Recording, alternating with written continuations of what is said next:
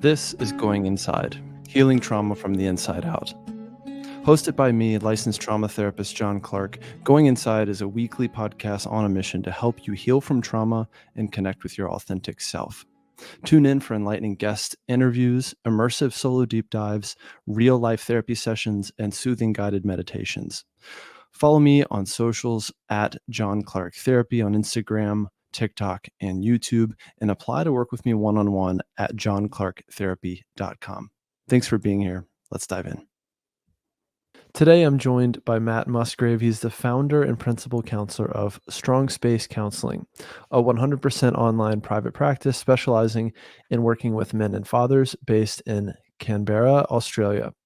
6 years in the criminal justice sector prior to transitioning to counseling, namely working as a parole officer and men's behavior change group facilitator for male perpetrators of domestic and family violence. Matt's also a husband and father of 2 beautiful boys. Matt, thanks again for being here. How you doing this morning? Hey, John, that's really it's always really interesting hearing those bios. It's great. It's exciting. Thanks for having me, man. My pleasure. Yeah. I have a really close friend of mine who is so a few years ago, I used to live in Paris. For some reason, there's a disproportionate amount of Australians in Paris. There you go. I don't know what it is, but I have like a lot of Australian buddies, and one of them is coming right. to San Francisco next week. And we're also going to a Warriors game because another stereotype is a lot of my Australian buddies really love basketball. So that must be a thing to some folks too. Well, news to me, because I'm a basketball player. I'm a basketball fan, and it's not that popular here. Maybe Really? getting a little bit more popular, yeah, but not a thing. Not like rugby, not like AFL, not like a lot of other sports. Yeah. Well, I'm also I'm a massive UFC fan, Ultimate Fighting Championships, mixed martial arts. So there's some Australian fighters, some fighters from New Zealand that I follow, but yeah. That's awesome. Yeah, no, we're doing some pretty cool things over here. Yeah, I would say so. I'm really interested in just kind of how you got here, even jumping off of that introduction and even where you came from professionally before becoming a counselor is super interesting. So maybe you can fill us in a little bit more there, and then we're going to explore topics today around IFS, masculinity, legacy burdens. We'll see where it takes us. Yeah. Gosh, it's the old origin story. It is kind of interesting for me. So I sort of born and raised in rural and regional New South Wales over here. So the state of Sydney, about 8 hours north of Sydney in the country. My parents still live out there and live in the bush and a kind of your quintessential Aussie kind of farming lifestyle. And so I grew up on farms. I grew up on properties. I grew up in quite a small town, 6,000-7,000 people, which kind of, I suppose, in a way, fostered and facilitated a very traditional view of the world, a very sort of small town. I'm sure it's, a pretty common story in America as well, where there's a lot of, in the US, where my understanding, at least my Australian lens that I view America is that there are a lot of small regional sort of country cultures there as well. So I kind of filtered a lot of my life through that lens of what would I do in a small town, and what would be expected of me, on the farm, and there was it was not a very expansive. It was not a very I'm not going to say not well educated, but we all had our own way of doing things, basically. And I think that really stirred a lot of curiosity for me. My parents talk about me being an incredibly curious kid, where I'd be the 4, 5, 6-year-old who would go up and sit next to a parent at a birthday party instead of playing with all of the other kids and say, "So tell me, Bernadette, how's your life going? What's going on in life for you as this young kid?" And that's kind of just progressed throughout my life. I spent 6 years at an all boys boarding school, and so again, like a lot of my beliefs and a lot of my goals and a lot of my life is filtered through this small country town, and then all boys boarding school. I then proceeded to join the army for a couple of years here in Australia, and then and sort of the whole way through that period, I was kind of really grappling with who I was and where I fit into the world. And I had big ideas, but a very small community everywhere I was going. So I think I spent a lot of time basically just jumping from one thing to the next, just trying to experience, trying to explore, trying to question, trying to kind of navigate these really big existential, I suppose, questions that I seemed like I was the only one asking them, at least in my circles. Everyone else in my life felt pretty content. So I just jumped from job to job. I left the army. I started studying a bachelor's degree in psychology and criminology. Finished that up super quickly. It only took me about 2 years to get through that degree, and jumped straight into probation parole work in the community because it was what was offered to me at the time. Loved the work, loved the nature of working in prisons and helping people in the community, and that really kind of was where things clicked, that I wanted to work with people, that I wanted to sort of help and support people on a one-on-one basis. I was sort of case managing at the time, so just organizing, getting accommodation, getting transportation, all these sort of any ways that I could kind of help people to kind of give them the best opportunity or the best foundation to not continue committing crimes, basically. And so that led me to starting to study my postgrad in counselling. I said, yep, that's what I want to do. And the month that I started my degree, my wife got pregnant and my best mate died. That very same month that I started, and I started a new job as well in the men's behavior change work. So I had these 4 big, huge life changes that all kind of happened all at once. So the counseling kind of got parked a little bit, and I just put my head down and prioritized on the family and the baby coming and the new job and, grieving my mate. And then it wasn't until about the end of that same year I sort of thought, no, counseling is definitely where I want to go. This is my interest, this is my passion. I loved the men's behavior change work. I loved the perpetrator work, but it still didn't feel I didn't feel connected or close enough. I've realized over time that probation parole is still very disconnected. It's very, I hold that power. I'm enacting those parole conditions, I'm making sure that you are with the stick, right? If you don't do it, then I'll send you back in front of the board and you'll have to,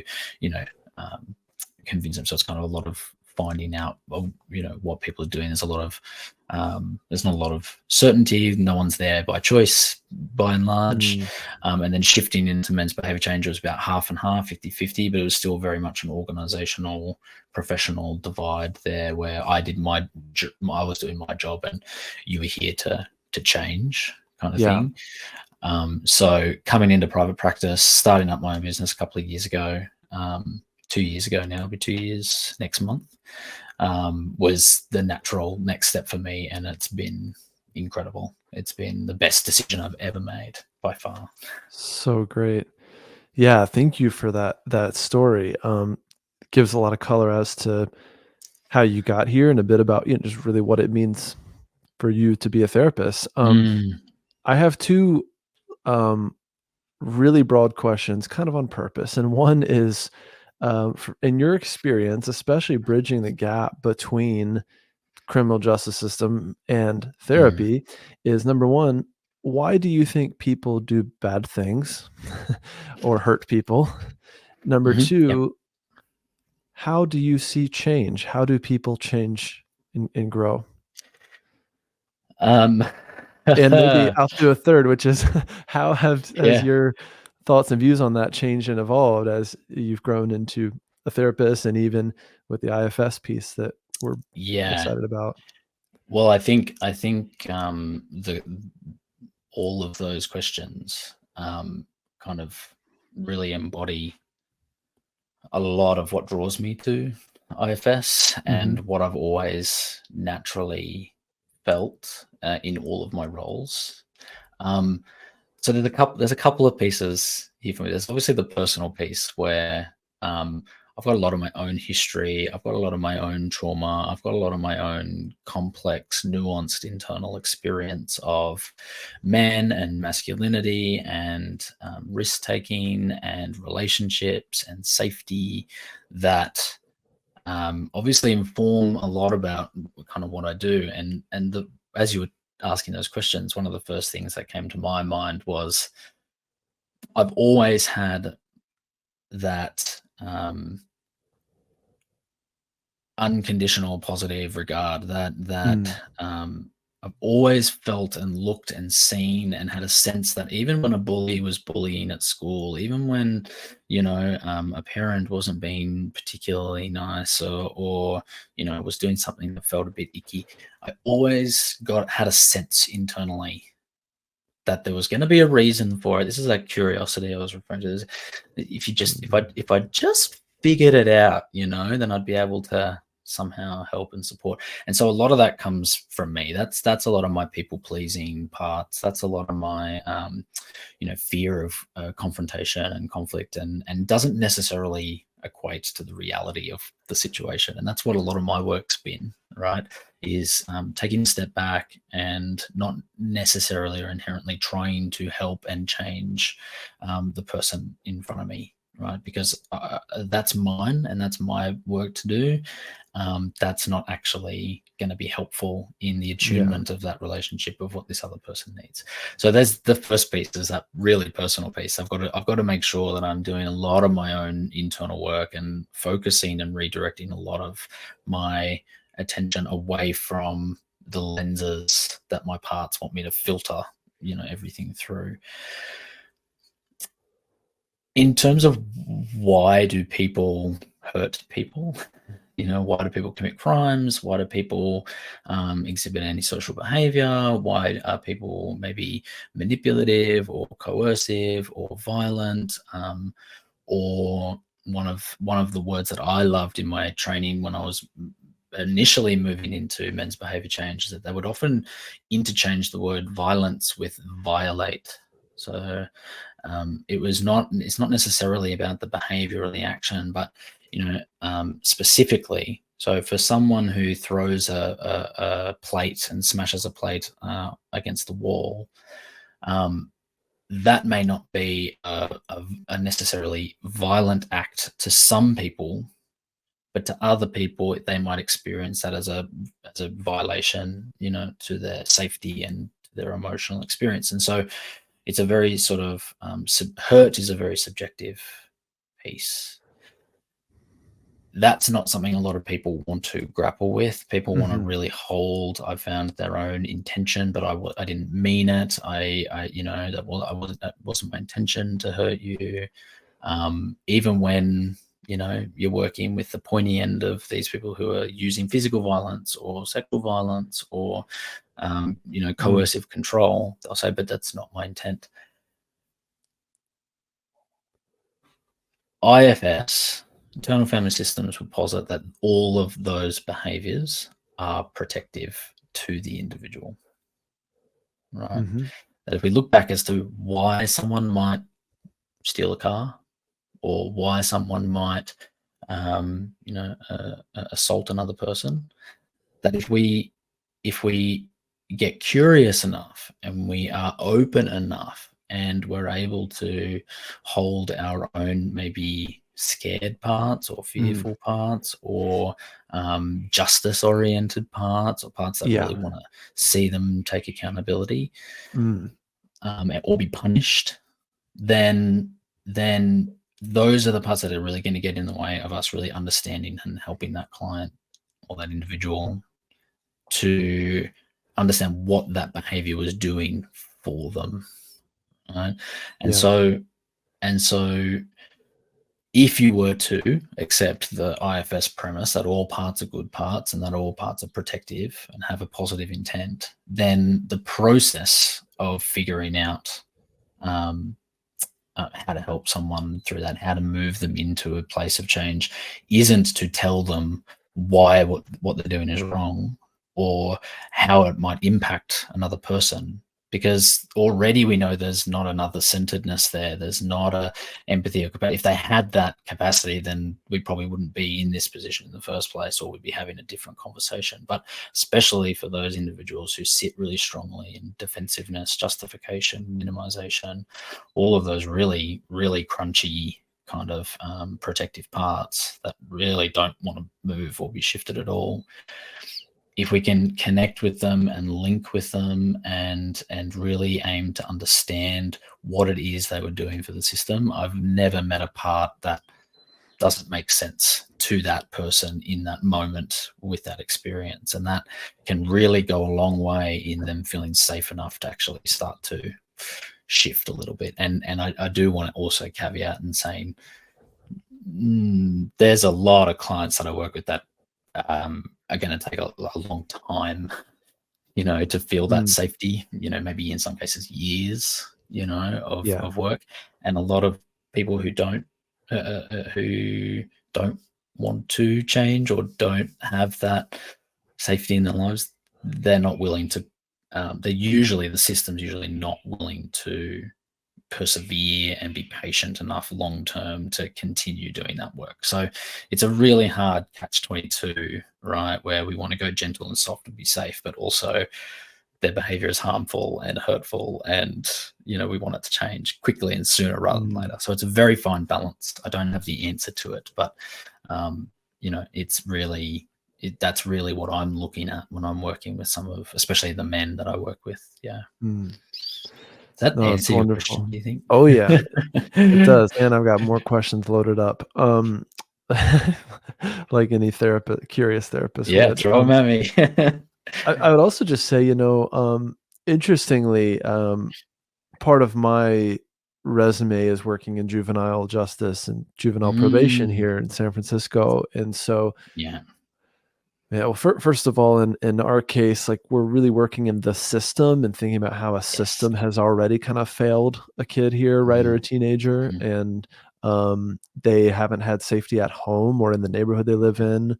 And then why are we surprised when they are aggressive at school, or someone looks at them the wrong way and they punch them in the face? It's like, why are we surprised by that? When that response has been very adaptive, right, and modeled for their whole life. It's funny though, like even reinforced, like they might actually receive love and affection and care from people around them for doing that same behavior. So, well, even this idea of like, what does it mean to be a man, is a question that comes to mind for me, of like, to your point of it being reinforced, like, what is masculinity, or is that the manly thing to do? My own ideas about masculinity have been, all over the map throughout my life, and my examples of men that I want to emulate,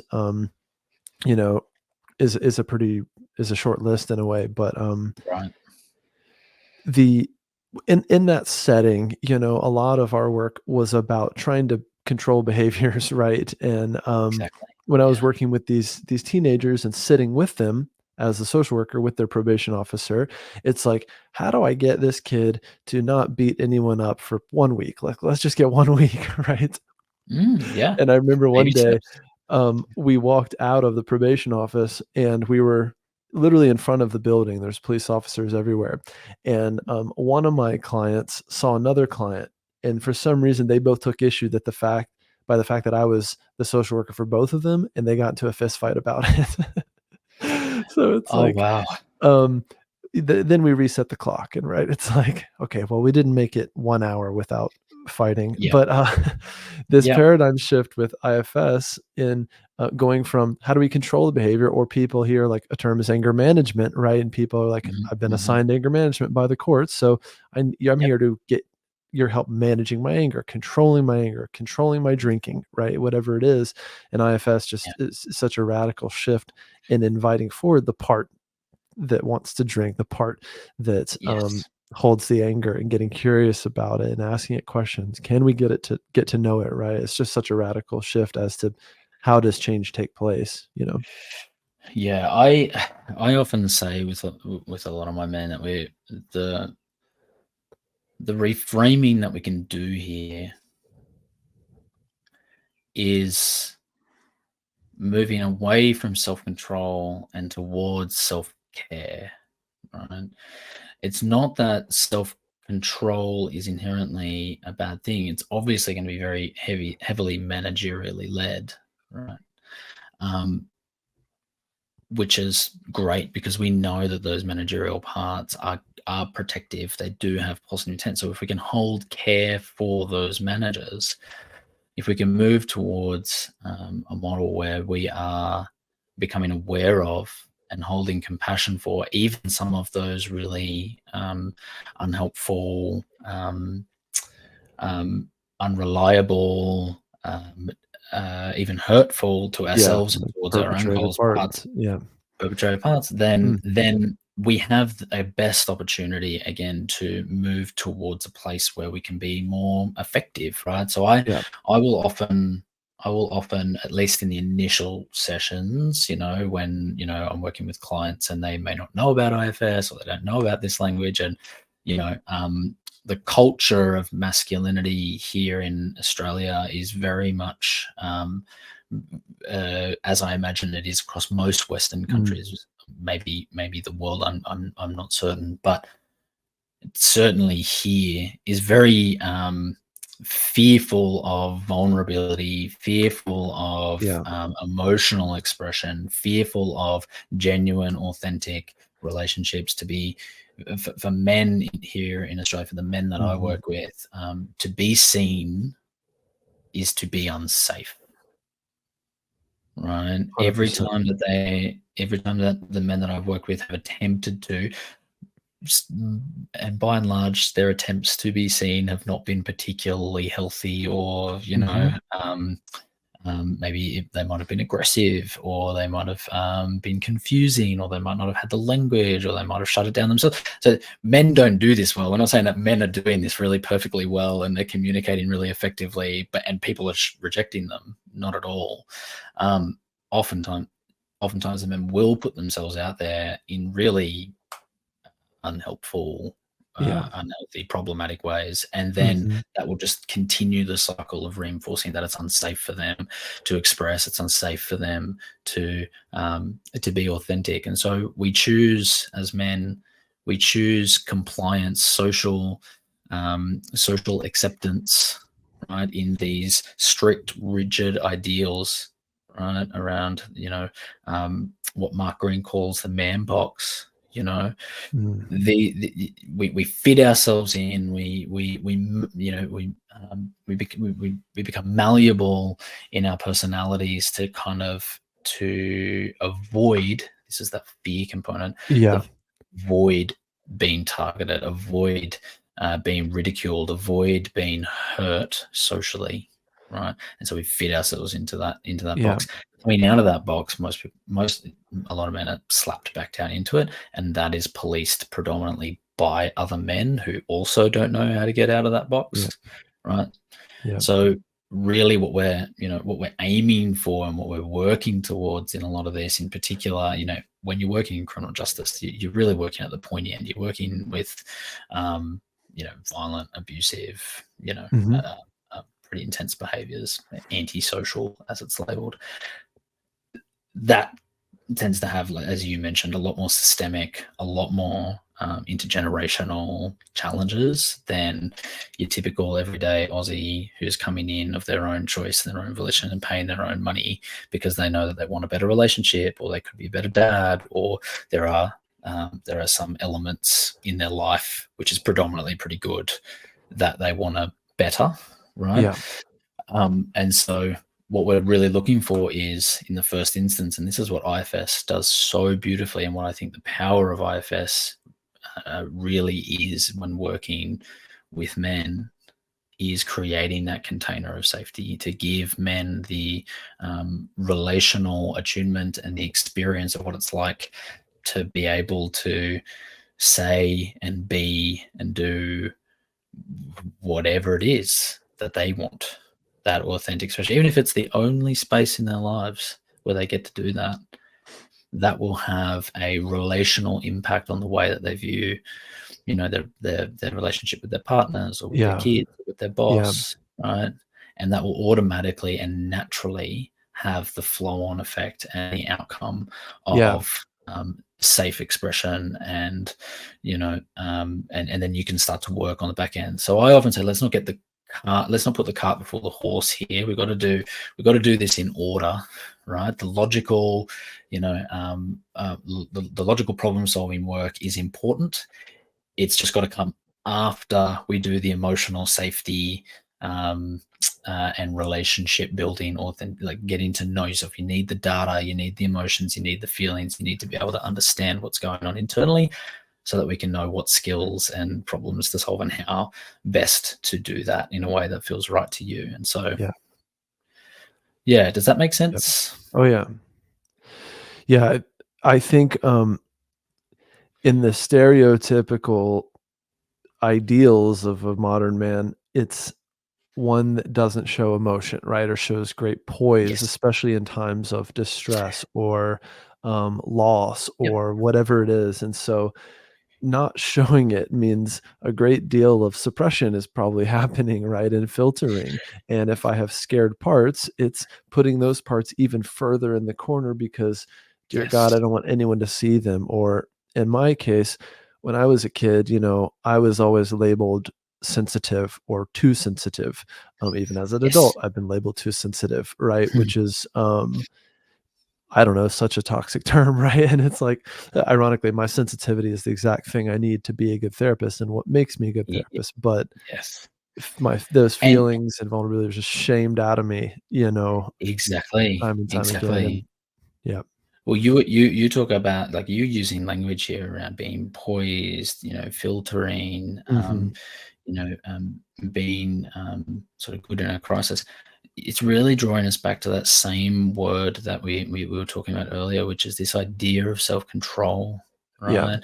Yeah. That men have to always and constantly be in control. We cannot be Mhm. vulnerable. We cannot be expressive. We cannot open ourselves up to weakness. But where does that narrative, that vulnerability equals weakness, come from? Right? That there is a history that each individual man will share with us around their experience of having that policed into him.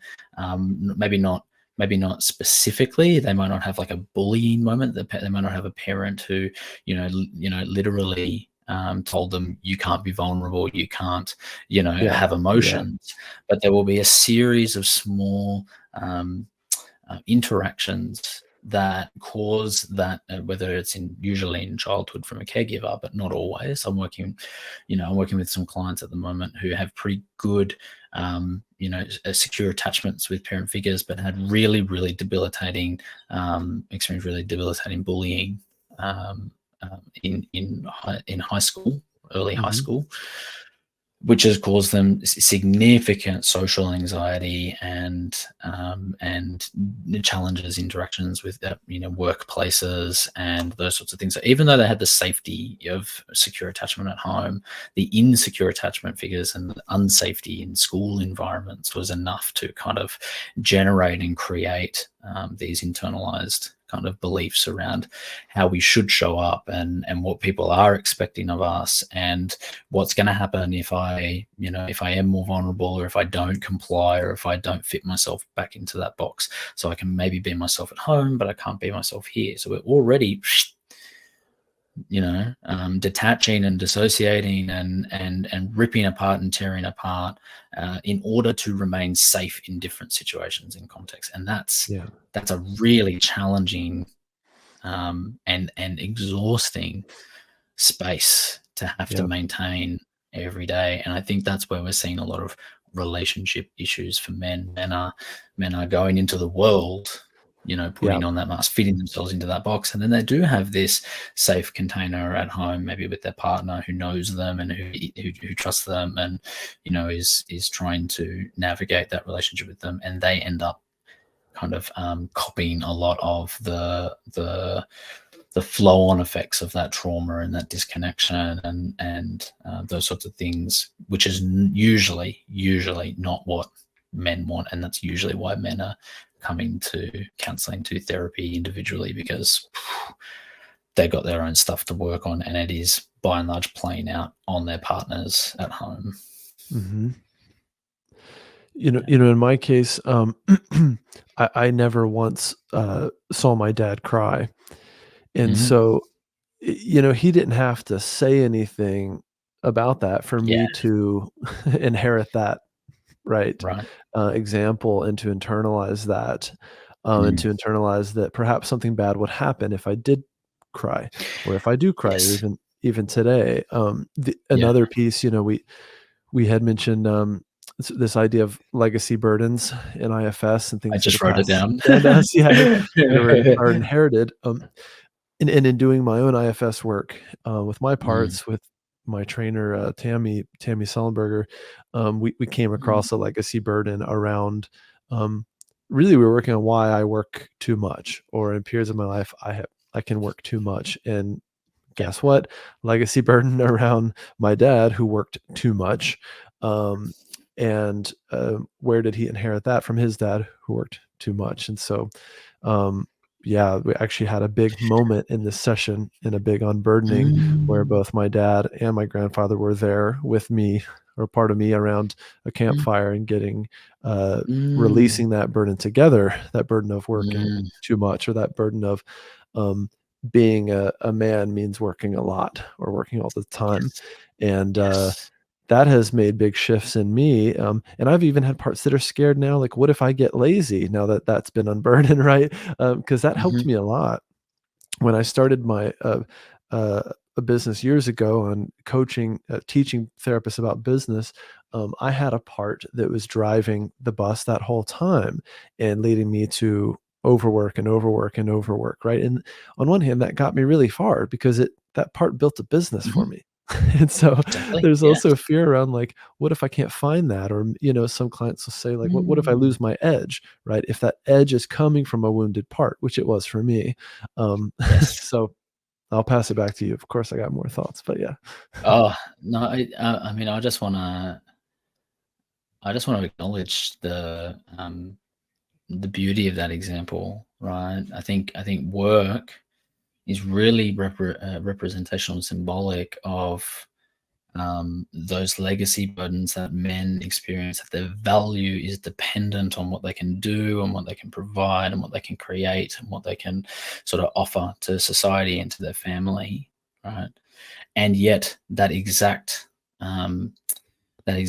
vessel of achieving a sense of value and a sense of worthiness, right, comes from disconnection. We're disconnecting from what we're trying to provide value. We're disconnecting from our family, maybe by going to work a lot, right, in order to provide the value. But really, what your sort of example and what your sort of beautiful example there around the unburdening is that we're sitting around a campfire with the people that we wanted to be connected with that whole time. That is where the value lies. It's not in our ability to be able to provide, or to build the business, or to to go to work a lot, or make lots of money. It's to be what we really wanted, what we really desired, what everyone is seeking, is that close attunement and connection, and the value for us to have our inherent value and worthiness to be acknowledged and seen at all times. Right? And this to me, I had a very similar experience. So starting my business 2 years ago, after the birth of my second son, he had a lot of health issues, and he wasn't sleeping. My wife and I were both sort of diagnosed with postnatal depression. It was a really traumatic ordeal, and I had I took 4 months of paternity leave, which was amazing. very, very, very blessed. And like I took 7 months with my first son, 4 months with my second. And at that point, it was just after I graduated. So I graduated my counseling postgrad degree in the December of 2021, and he was born in January of 2022. And so I had that 4 months off, and I had to make this decision about whether or not I was going to go back to men's behavior change, right, which we're in groups until 9, 10 o'clock at night, and I was going to be away, and we're having this terrible, terrible time. That I had to really, so I just said, no, I'm going to leave that job, and I'm going to dive headfirst into starting a business 2 months, 3 months after I finished my degree. Well, what was I thinking? I had a lot of grappling there as well around what the purpose of that business was. Was it to try to satiate me? Was it to try to distract me from the intensity of what I was experiencing at home?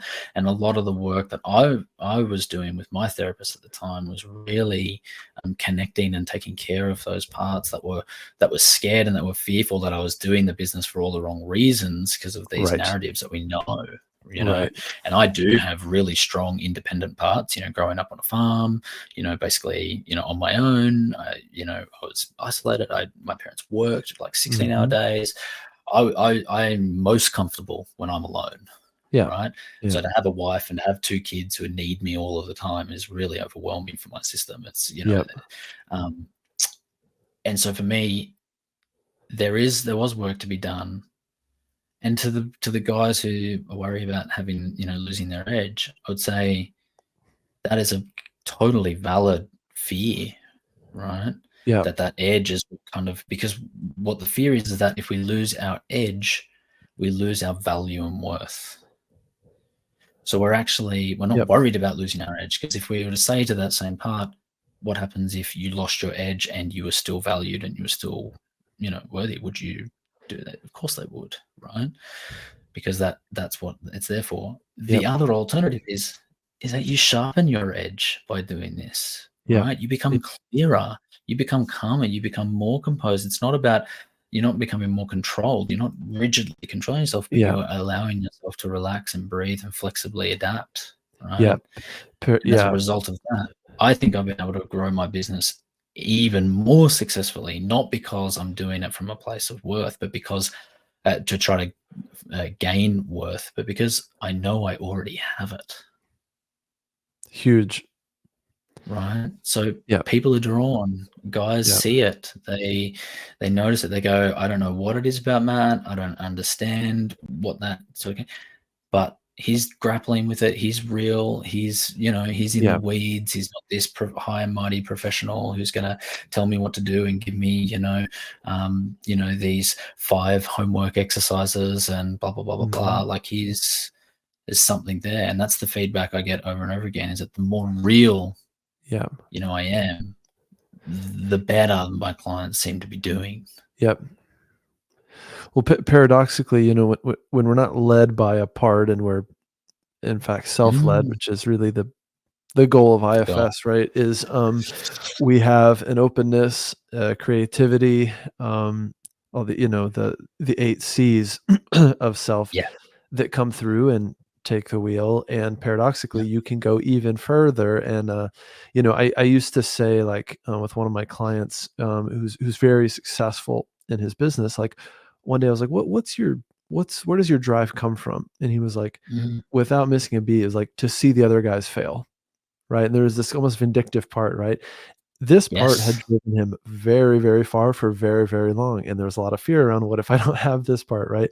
So at the time, and before I knew IFS, it was like, all right, so there's this kind of dirty fuel, right? And you can run off this dirty fuel for a certain amount of time, running hot all the time. Even like your nervous system is running hot because you're running your business from with the chip on your shoulder, right?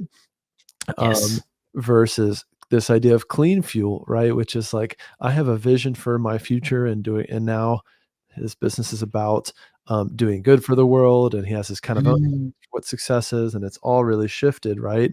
And thinking about running your business from a more self-led place, it's been transformational. But a lot of what gets people to the dance, so to speak, is a part, right? And again, in my case, it was a part that kind of got me to being an entrepreneur and accomplishing a lot. But I also, looking back on that period of my life, I at the time had a lot to prove, and I had a chip on my shoulder, right? And there was this better than, more than, less than, element, which Mhm. at the time I would have called ego, right? But that piece, and you can feel it too, and we can feel it in our clients, right? When there's a part that's leading the dance, or in my case, I live and work in Silicon Valley, right? One of the most competitive places in the world. So people come here to be a big shot, right? And to be Mhm. the Yeah. next big thing, or the guy, right? Mhm.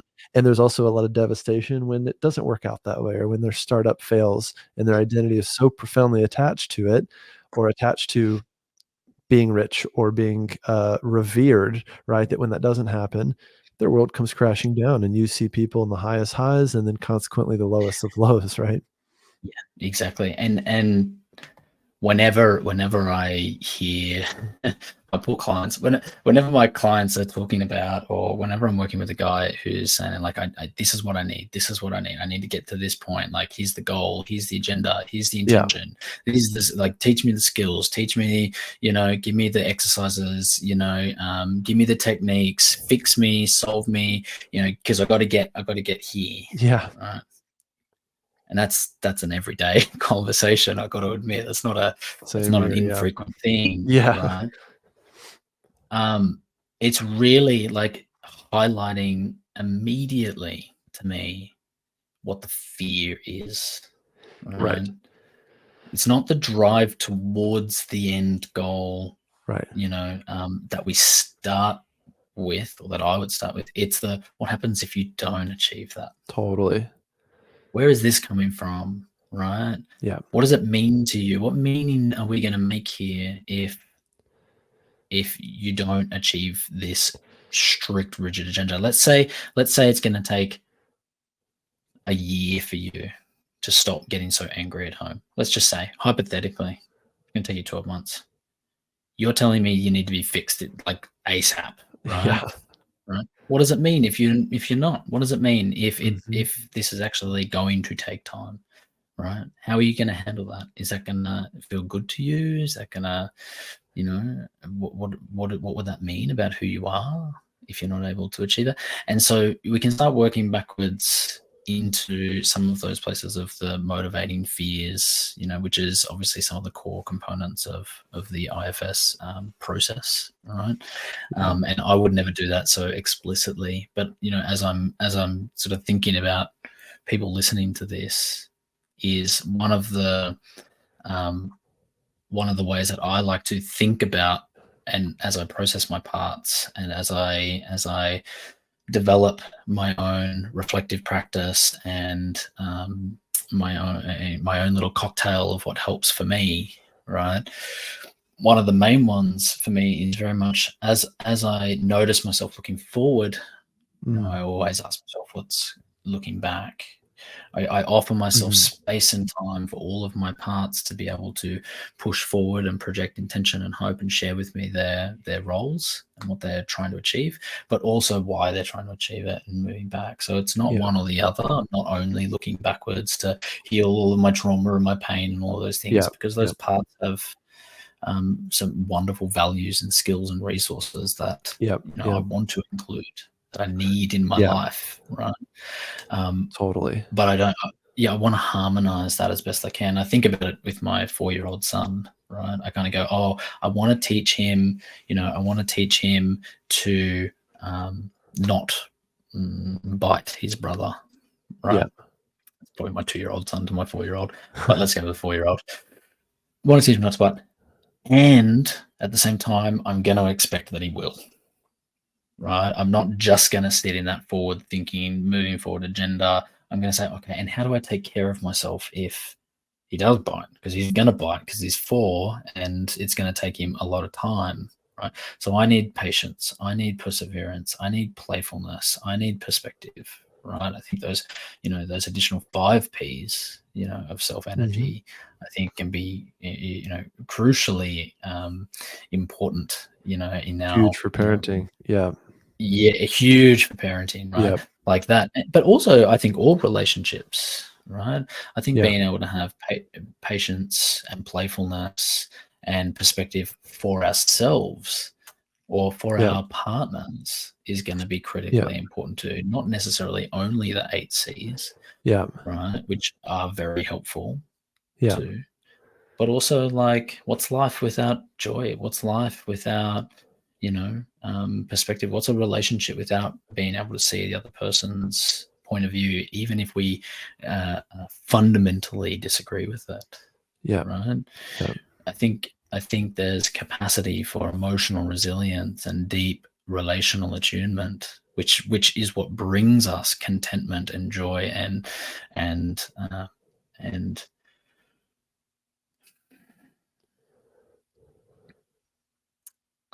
love, which is what we're seeking, that security, right? That being Yeah. seen. We cannot do that unless we're also doing that for others, right? Yep. Yeah.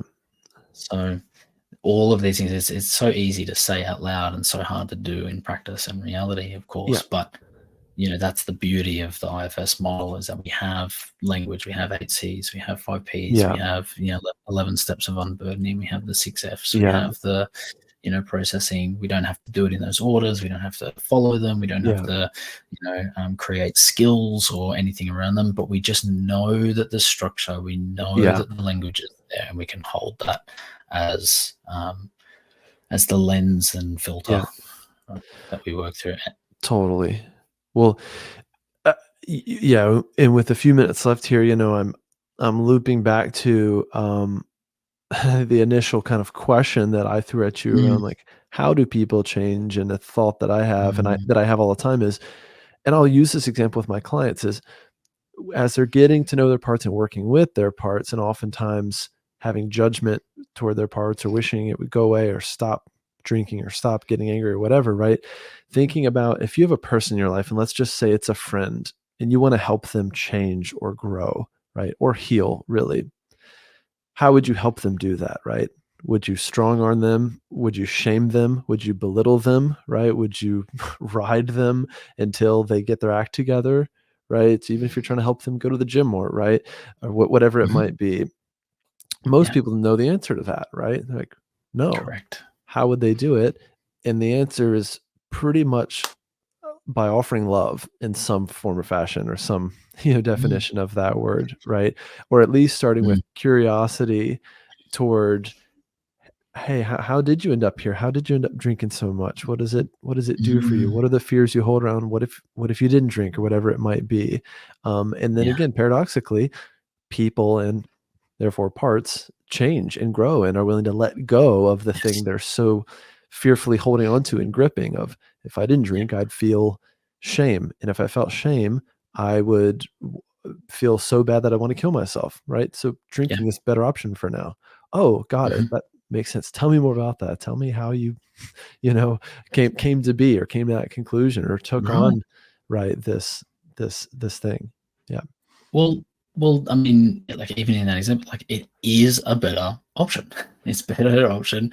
It is a protective option. Right. It is maintaining the element of safety. Right? It doesn't take away the part that might want that pain to end, and in a really abrupt way and intense way, but the drinking is doing the protective role of keeping that at bay. So it always makes sense. Right. Back to that point around the thing that was coming up for me, and I'd be curious to get your thoughts in a very short period, I'm sure. But I often wonder that for us as counselors, mental health professionals, therapists, we assume people know that that's how they have to help their friends, and that's because that's how we're trained. That's the lens we view these things, because we obviously have some weird, perverse, intensity to study these things, right, in great detail and great depth. But in my experience, when I'm working with my clients and I do, hold that curiosity around what they would do, or what they would say, or what they would tell a friend, inevitably, I do notice, at least for men, that it is more of a problem solving. It is more of a fixing. It is more of like I'll set an alarm at this time, and set 3 hold if you you need accountable to, and going to the gym. right. And they'll start to do that. like that real problem solving, Mm-hmm. solutions oriented thinking, without doing a lot of that curiosity work, without doing a lot of that openness or love or compassion.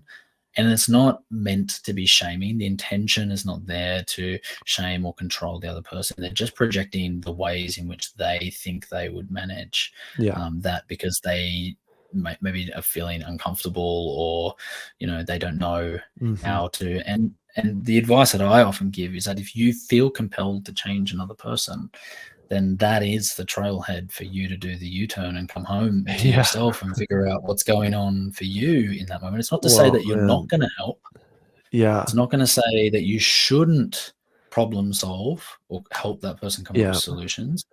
But it is flagging that there is something going on inside you, all right, that might feel uncomfortable or responsible, or that might have been made accountable for things that were not yours to hold, or, that were expected to do these kinds of roles.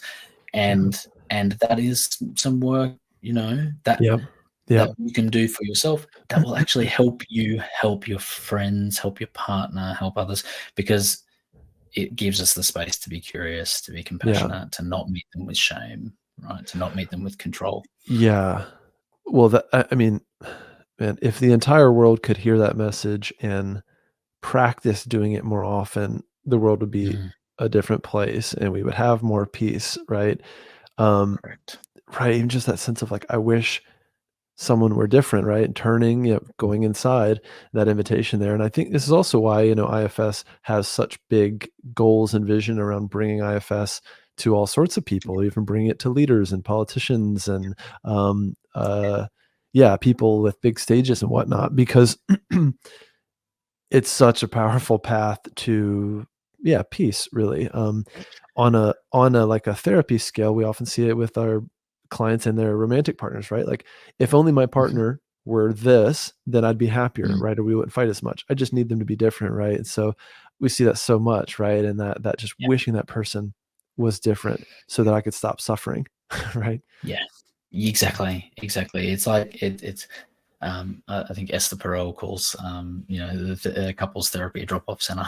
Just drop a partner off, and can you fix them for me, please? Because I don't do couples work. I've only ever done couples adjacent to. So I'll be working individually with the man while they're doing couples work. But so for me, I'm always very curious, but also a little scared about how to navigate that. I do hold a fear around how to sit in that dynamic between having two people opposite me and not just one.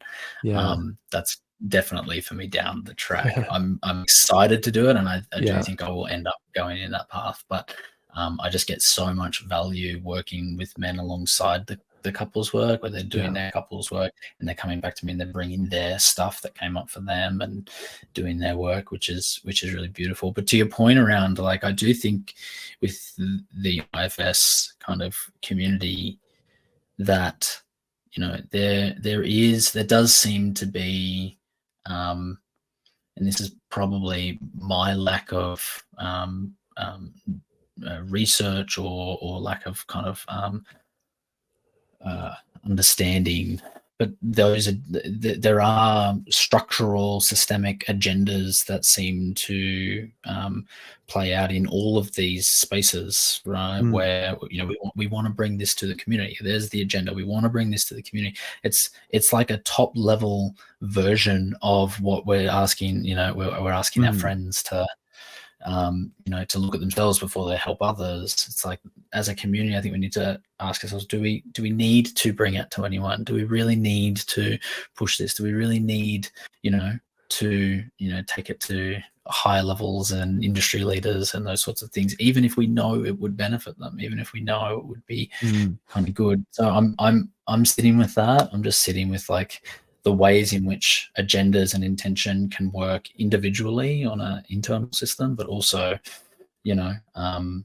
how are we thinking systemically about trying to change, trying to fix, trying to, project, trying to, save the world, which I think, again, is going to be important to be a part of that conversation. But, that's something that I'm going to sort of take away from today and think about that. I don't know how that lands for you, but Yeah. Well, we're gonna have to our next podcast episode, we can start there. Give ourselves 50 oh minutes gosh, to unpack it I love because that. I think we're just scratching the surface here. Yeah, Time has flown by, Matt. I can't thank you enough man. for doing this and taking a chance to spend this time with me, given that it's a new show, but I think gonna help a lot of people, or at least help them get curious. And in this case, a lot of our talk around men and masculinity, I think, is really exciting to put this type of Mm. content out there for people, just as an invitation. That being said, Matt, how can people learn more about you? What are you offering right now, and how can they get in touch? Yeah, oh gosh, I hate this question the most. So I'm on socials. You can find me Matthew Musgrave _ on Instagram. Matthew Musgrave on Facebook. There's the page there as well. LinkedIn is another one that I'm kind of quite active on. So I'm over there. I'm putting out content there around men's mental health. Fathers' experiences. Skills, value, tactics, anything I can kind of offer over there. But I've really only just started doing that again this year, the last couple of months. So website as well. You can jump onto www.matthewmusgrave.com, and that can kind of lead you to the different areas. I do currently only work with men here in Australia, and I'm fully booked with a wait list, but I've brought a couple of new guys onto the team this year, and getting them sort of set up and starting to do some basic IFS training. Obviously there's a significant wait list for the formal trainings. So I'm not holding our breath on that. But really just inviting them. So they're if you are a man, or a man who likes the sound of this, obviously there's going to be plenty of people in the US who facilitate that and engage in that, and maybe if there are people over there with specific skills in and around working with men and fathers, maybe I'd love to connect. I've got guys from the US asking me, and I just can't work with them under insurance reasons, and the Americans, your system, not allowed Totally. anywhere in the world. You guys, but they're going to be the best places. Yep. Great. We'll put all the links to that in the description, of course. Matt, I just can't thank you enough for being here, and I really think we should do it again. So thank you again, and really appreciate it. Yeah, we could just talk about this stuff all day, couldn't we? 100%. Yeah. Very good. Awesome, man. Thanks again.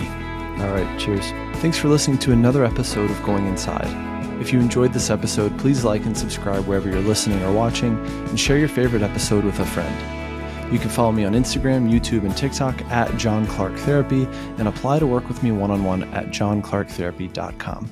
See you next time.